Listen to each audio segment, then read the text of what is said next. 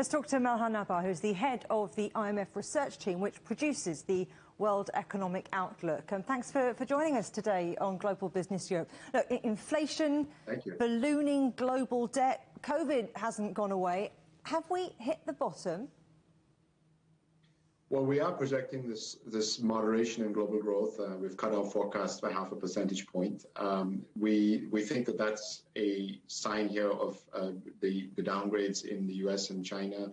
We do expect the Omicron variant to have a negative impact in the first quarter, but for the effects to fade fairly rapidly after that going forward. But there's huge uncertainty around that, depending on how things evolve with this variant. And more importantly, the concern about the possibility that deadlier variants emerge going forward. And I think that's the clip that we just heard from Geeta Gopinath referring to the importance of vaccinations and health policies as being the critical thing that we need to get right going forward.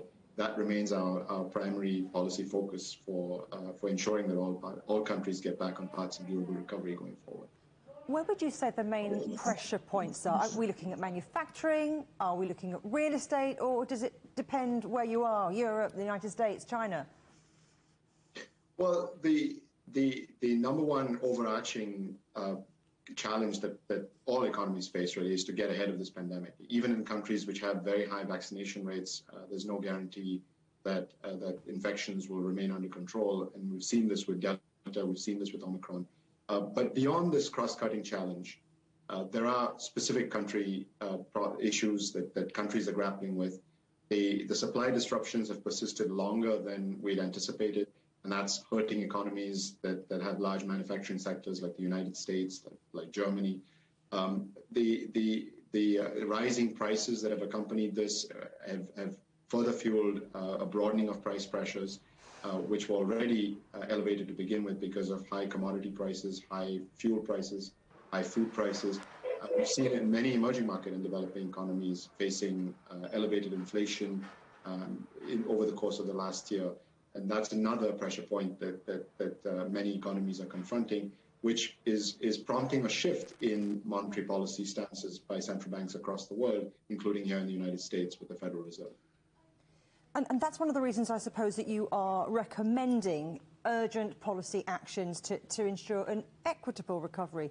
But the IMF have also said repeatedly that investing in climate policies is imperative. Do you fear that that is slipping down the agenda?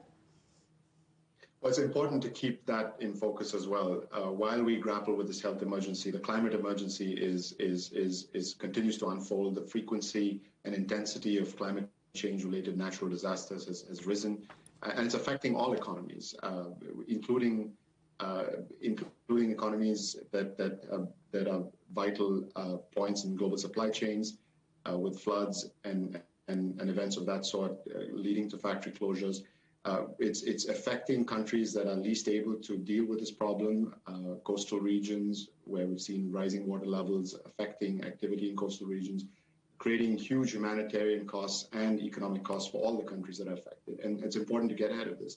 And we've been saying for a while now that this requires a multi-pronged approach with ramping up investments in green infrastructure, with subsidies for research into renewable technologies, storage technologies, and with a carbon pricing element to shift the demand away from fossil fuels, and to use the revenues that are generated through those carbon pricing mechanisms to compensate those that are worst affected by the energy transition. So with a multi-pronged approach of that kind at the national level, we do see that that's an important aspect of getting ahead of this problem of rising global temperatures and minimizing the risks of catastrophic economic and health outcomes going forward. Well, I'm glad to hear that you're chiming in with your boss, the head of the IMF, saying that we need to be data-driven and need to be flexible. So, in a nutshell, which economies do you think are getting it right, and who really needs a wake-up call? Well, we have seen over the past 2 years a divergence in prospects because of differences in policy support based on the amount of policy space that countries had going into this crisis. We've seen divergences in prospects because of differences in vaccination rates. Those that have been successful in vaccinating quickly have been able to resume activity a lot faster. And these two forces are really shaping the divergent prospects going forward. all countries were hit with a common shock, this common health shock, and the pace at which they're emerging out of this depends very much on country circumstances.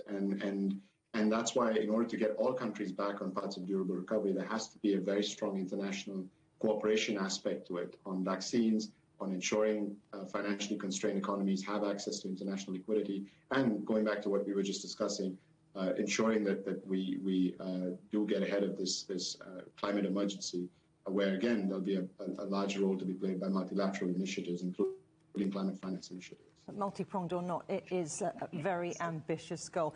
Absolute pleasure talking to you. Thank you very much, Malhar Nabar, head of the IMF research team.